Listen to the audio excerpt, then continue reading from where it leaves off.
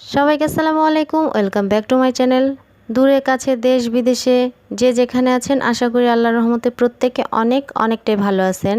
তো আজকে আপনাদের সাথে শেয়ার করব হচ্ছে মজাদার একটা ভর্তা রেসিপি। তো আশা করি আমার আজকের এই ভর্তা রেসিপিটা প্রত্যেকের কাছে অনেকটা ভালো লাগবে।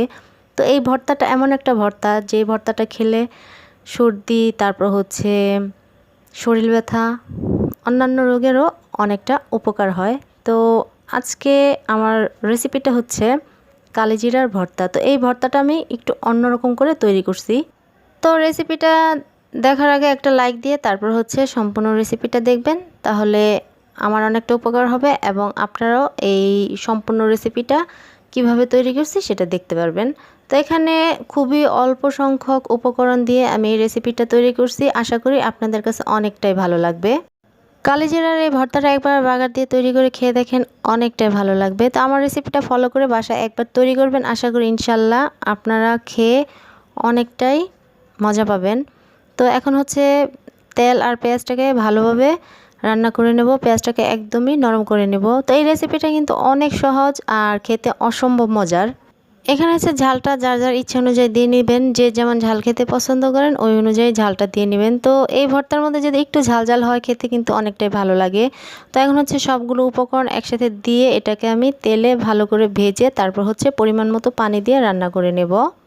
আমার রেসিপিগুলো যদি আপনাদের কাছে ভালো লাগে তাহলে হচ্ছে লাইক, কমেন্ট, শেয়ার এবং সাবস্ক্রাইব করবেন, আমার পাশে থাকবেন। আর যদি আমার রেসিপিগুলো ভালো না লাগে তাহলে দেখতে থাকেন, দেখতে দেখতে একদিন না একদিন আমার রেসিপিগুলো এবং আমার চ্যানেলটা আপনাদের কাছে অনেকটাই ভালো লাগবে ইনশাল্লাহ, আশা করি।